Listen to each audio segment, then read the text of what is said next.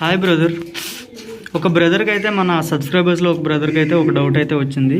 Normal పీజియన్స్కి racing పీజియన్స్కి తాలూకా తేడా ఏంటి అని చెప్పేసి పైన చూస్తున్నారు కదా. సో ఏంటంటే ఇప్పుడు రేసింగ్ హోమర్ వచ్చేసరికి నార్మల్ హోమర్ వచ్చేసరికి తేడా అంటే చాలా విధాలుగా చెప్పొచ్చు. ఒకటి స్ట్రక్చర్, బాడీ తాలూకా స్ట్రక్చర్ బర్డ్ అంటే సో దౌడీలు వచ్చేసరికి కొంచెం చిన్న సైజులో ఉంటాయి, హోమర్స్ వచ్చేసరికి కొంచెం పెద్ద సైజులో ఉంటాయి. దౌడీలో మేలు పెద్ద సైజు ఉంటుంది కదా, ఆ పెద్ద సైజు అంతా ఫీమేలే పెద్ద దౌడీ మేల్ అంత సైజు ఉంటుంది హోమర్స్లో.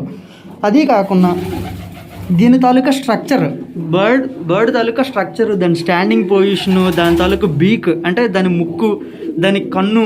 దౌడీకి చూసేటట్లయితే దాని కన్ను వెరైటీగా ఉంటుంది. నెక్స్ట్ వచ్చి హోమో చూసేటట్లయితే దానికి వెరైటీగా ఉంటుంది. ఆ తర్వాత వచ్చి బర్డ్ తాలూకు షేప్ అన్నా కదా, షేప్ అది క్యాజువల్ జస్ట్ ఒక నార్మల్ ఉంటుంది. ఈ హోమర్స్ వచ్చేసరికి ఏంటి అంటే బాడీ బిల్డర్లా ఉంటాయి అన్నమాట. బర్డ్స్ అంటే కొంచెం హెవీ సైజ్ బాడీతో ఫుల్ స్టామినాగా ఉంటాయి.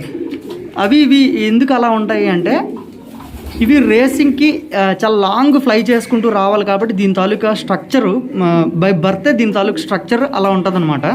సో ఇంకా బర్డ్ తాలూకా మజిల్, కింద మజిల్ ఉంటుంది కదా, ఈ రెండు కాళ్ళు మధ్యలో ఈ మజిల్ అయితే కనపడుతుంది కదా, కింద ఈ మజిల్ అయితే కనపడుతుంది కదా, చూడండి ఇక్కడ మజిల్ ఉంది కదా, ఇక్కడ ఈ మజిల్ ఉంది కదా, ఈ మజిల్ అనేది ఇక్కడ బాగా తిన్నిగా ఉంటుంది. అంటే దౌడీకి వచ్చేసరికి క్యాజువల్గా ఉంటుంది, దీనికి వచ్చేసరికి కొంచెం హెల్తీగా ఉంటుంది అనమాట, అంటే బలంగా ఉంటుంది దీంతో కింద మజిల్ అయితే మాత్రం.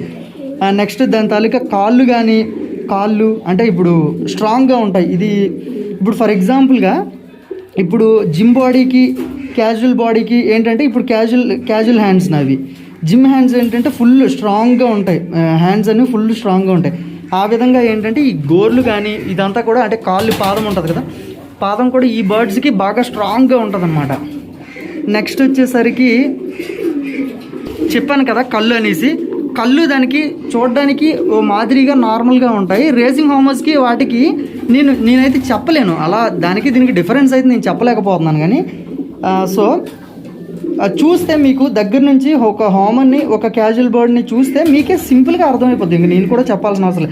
అందుకే నేను ఎప్పుడు కూడా స్టార్టింగ్ నుంచి ఎండింగ్ వరకు నేను ఏం చెప్తున్నానంటే దానికి దీనికి బర్డ్ని ఎక్స్పీరియన్స్ చేస్తూ ఉంటేనే దాని తాలూకా బర్డ్ తాలూకా లెక్క ఏంటి అంతా మొత్తం అంతా క్లారిటీగా వస్తుంది అని చెప్పేసి నేనైతే మీకు చాలాసార్లు చెప్పడం అయితే జరిగింది. ఎక్స్పీరియన్స్ వస్తూ ఉంటేనే దానిపైన అవగాహన వస్తుంది. దాన్ని చూస్తూ ఉంటేనే దాని తాలూకా ఇదన్నీ తెలుస్తుంది అనమాట. దౌడీకి వచ్చేసరికి చిన్న ముక్కులు వస్తాయి, దౌడీకి ముక్కులు వచ్చేసరికి చిన్న ముక్కులు వస్తాయి. హోమర్కి అలా కాదనమాట. హోమర్కి కొంచెం హెవీ సైజులో అంటే హెవీ సైజు ఉంటాయి, చిన్న సైజులు కూడా ఉంటాయి. అందులో కూడా కొంచెం తేడాలు ఉంటాయి అనమాట. హోమర్కి ముక్కుల్లో కూడా కొంచెం తేడాలు ఉంటాయి. నెక్స్ట్ ఇలా చెప్పుకుంటూ పోతే గైస్ ఇలా ఇవన్నీ క్యాజువల్గా ఇవన్నీ అనమాట. అందులో టాప్ క్లాస్ ఏది, నార్మల్ ఏది అంటే హోమర్ చూసేదానికి అందులో కల్తీ హోమర్ కల్తీ అయిందా లేకపోతే నార్మల్ అయింది అనేది నేనైతే మాత్రం ముఖ్యంగా నేను చెప్తున్నా. నేనైతే దాని ఫేస్ కట్ చూసి అయితే చెప్తా.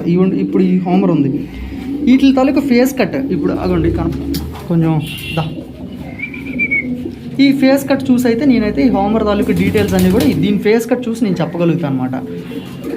ఫేస్ కట్ చూసి కాస్త చెప్పగలుగుతా, అంతేగాని నేను ఫుల్ ఫ్లెడ్జ్డ్గా అయితే మాత్రం నాకు కూడా సబ్జెక్ట్ అయితే లేదు గైస్. నేను జెన్యున్గా చెప్తున్నా, చూస్తా చెప్పగలుగుతా. బట్ అందులో లాంగ్ డిస్టెన్స్ ఏది, షార్ట్ ఏది, మిడిల్ ఏది ఇంత అయితే మాత్రం నాకైతే నాలెడ్జ్ లేదు. నేను జెన్యున్గా చెప్పేస్తున్నా, నాకైతే అంత నాలెడ్జ్ లేదు.